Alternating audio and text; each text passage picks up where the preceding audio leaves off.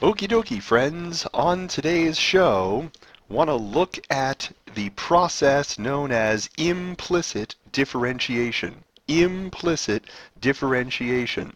Why? Well, because sometimes functions can be solved for y explicitly.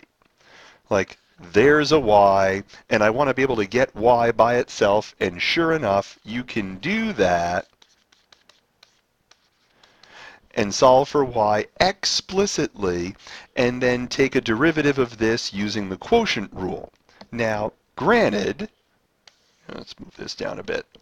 Granted, if I wanted to take a derivative of this by just saying, okay, the derivative of the left side is 2x, and the derivative of the right side is, and I do some product rule on that, and then solve for y prime, then I could do that, but in a pinch, I could get y by itself. So I could do product rule and then solve for y prime and be good, but I could get things explicitly. But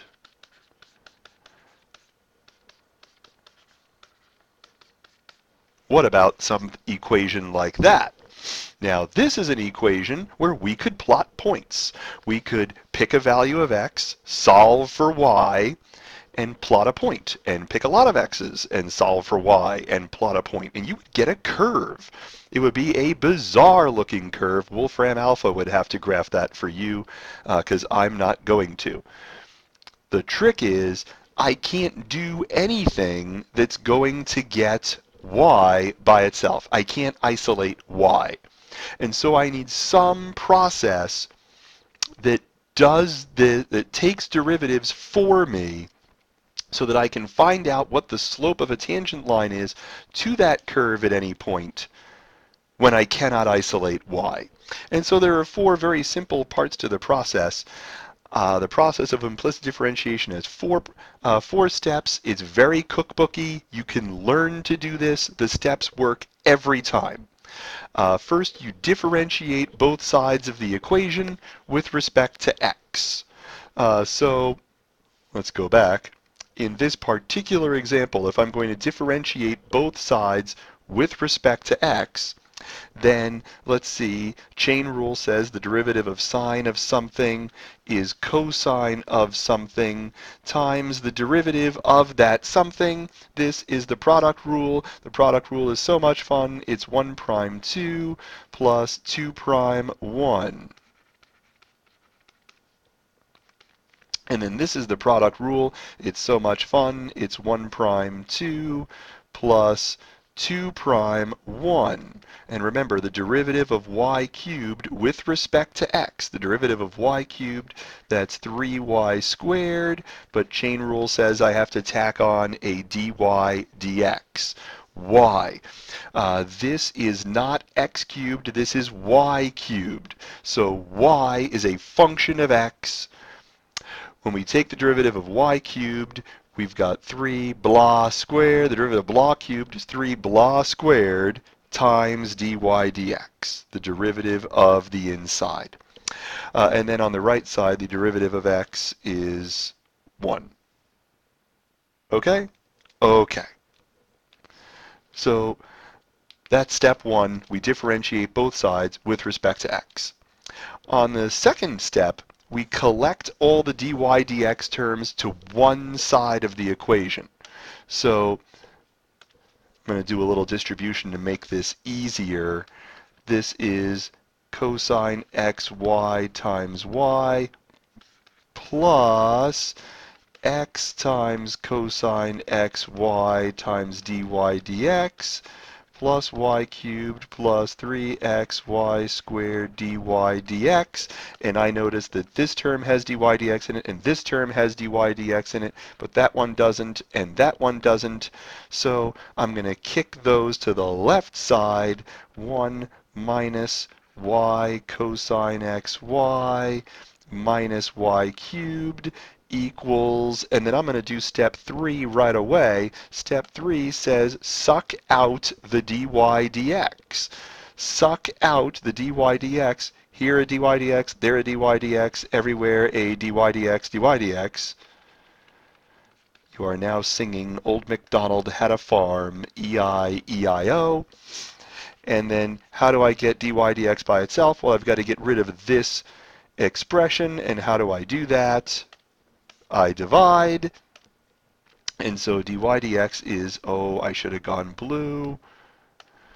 1 minus y cosine xy minus y cubed over all this mess. So you give me any point on the curve, I can give you the slope of the tangent line at that point on the curve. The process works every time. I take derivatives on both sides with respect to x, I bring all the dy dx stuff to one side, suck, and divide. It is that simple, happens every time. Something's going to bother you, and I'll just show it to you.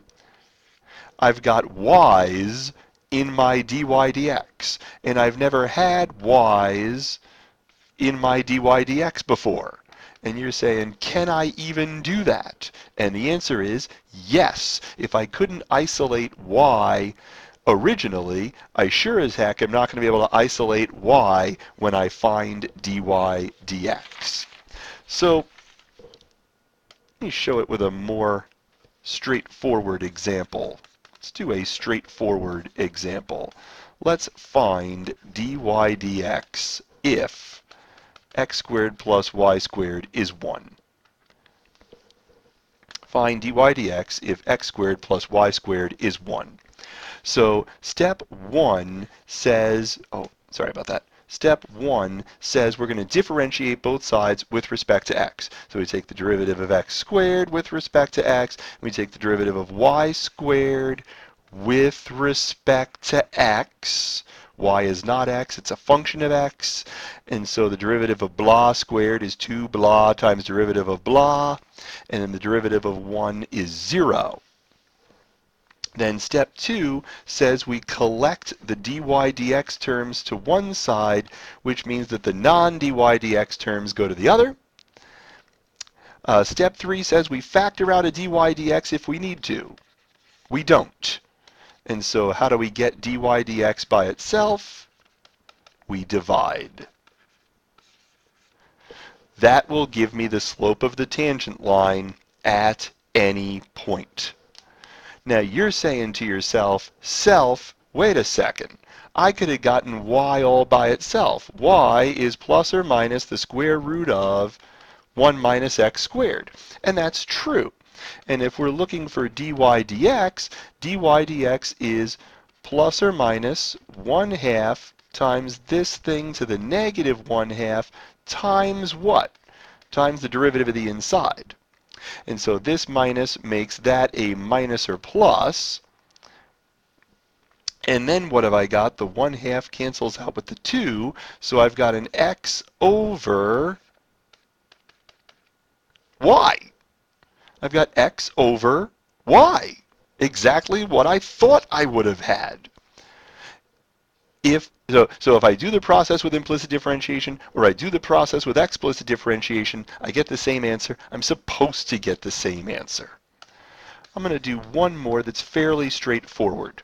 I'm going to find dy dx if 2xy plus 5 squared equals 3y.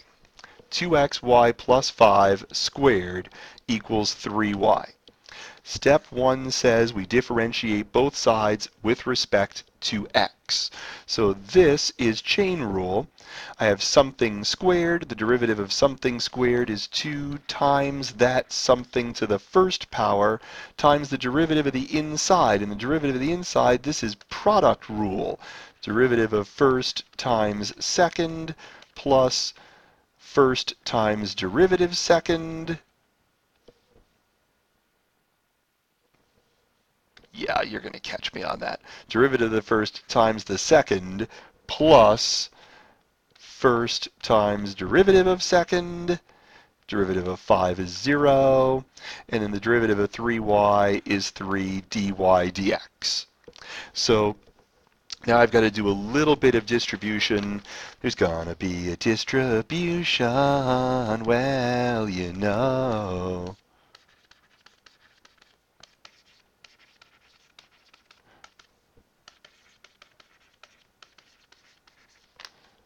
You should almost hit the pause button and make sure you know where all that came from.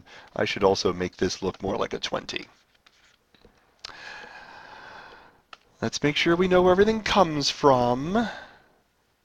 The dy dx is attached to a 2x, and all of this gets distributed to it. 8x squared y plus 20x. This comes over to the left side.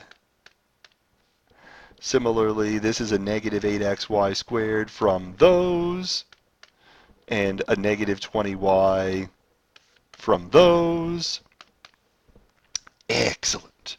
So this is step 2. Step 2 says collect all the dy dx's to one side. Step 3 says suck out a dy dx.